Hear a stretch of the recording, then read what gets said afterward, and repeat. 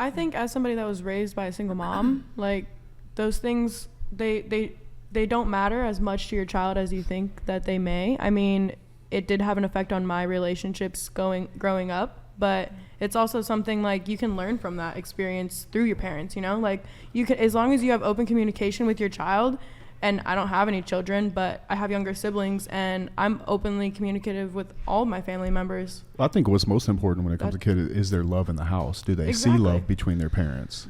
Mm-hmm. Not are they living the way of making people that go to church happy? Mm-hmm. It's a very downward deflecting question you're asking me, and I understand why you're doing it. However, I'll put love first in front of marriage every day of the week, because people get married in America every weekend, putting the marriage and the Facebook pictures before the actual love. Mm-hmm. So I'll take the love over all the bullshit. I think that's probably true. There's a lot of... It's definitely true. There's a lot of hypocrisy out there, for sure. There's a lot of hypocrisy in Christianity as as well. Yeah. Like Bible thumping people that want to beat you up with their views and ask silly questions about things that don't matter. Like, is your kid going to be upset that you have other women? All I'm worried about is being a good fucking father and a provider and giving them a life full of love. And if I can do that, I've been quite successful. In fact, I'd say more successful than most Christians. So my understanding of Shots love... fired. My understanding of love is that it is totally wanting the best for the other person, and that it's committed, and that it's sacrificial, and that it's exclusive, it's faithful. And fidelity, I think, is a really important part of love. And if you don't have fidelity in love, then you don't have the security and the opportunity for full vulnerability. Can I throw a hypothetical at you? Yeah, please do.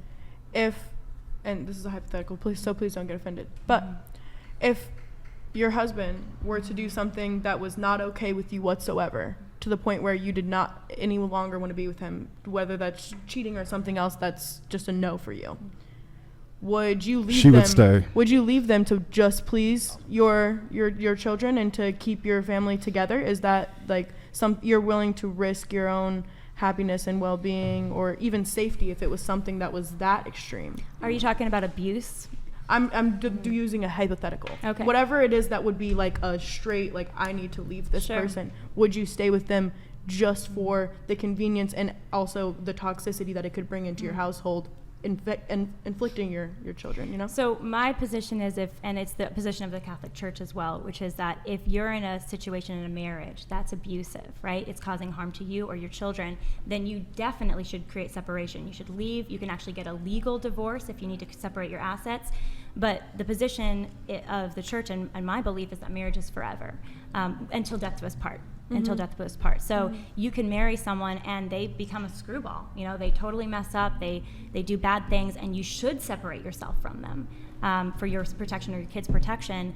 But you then don't go on and just remarry and try to live another life.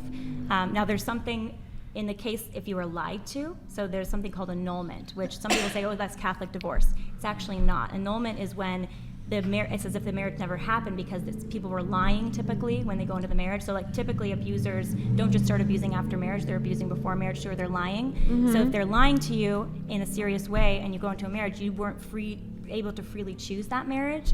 And so afterwards you can request an annulment from the church and be like, hey, I don't think I was even married because I didn't freely choose this. I didn't know this guy was a liar and, you know, addicted to being in abuse and all these things. And so in that case you could nullify the marriage and then be free to actually get married. I want to say something just to be completely fair to you. I think what you have in your marriage is absolutely beautiful. No problem with it at all. I think that if you two are happy and like living together in the Lord, and like you see a future that goes past this life to heaven, I think that's a beautiful thing. No issue at all. Well, and you should be commended for doing it properly. Well, but not properly in regards to your religion, I don't mean to cut you off, but properly in regards to like what you are setting out to do with him. I think that's a beautiful thing. Well, we're definitely imperfect people figuring it out, right? And that's what part of marriage is becoming better together, you know, in that total commitment to each other. But the thing is, like, I'm passionate about not just wanting it for myself, right? Like, I'm very grateful to be married. It has rooted my life, it has anchored my life, it has changed my life. But I don't want to just keep that to myself and be like, oh, this is just my personal thing over here. I want other people to have the opportunity for that too. What do you think it takes for women to get in a position to find a husband that will commit to them fully and give their life to them? What do you think that takes? Well, I think the first step is working on yourself and your own development as a woman, becoming the best that you can be, and then having good standards for the man that you're going to be with. Like, to be perfectly honest with you, I would not ever date a guy who I thought would be unfaithful to me. Not even date him. Never. If I found out my person I was dating is sleeping with other women or sleeping with anyone, honestly, because we didn't have sex before marriage, I'd be like, no, I'm not interested in that. But I ask you what you think a woman needs to do. I think the woman needs to become the best she can be. She needs to grow psychologically, be healthy. If she needs to heal from trauma from her childhood, a lot of us have baggage. I had baggage. Go get the therapy that you need. Really understand. Do you not believe that therapy is in the church and Christianity?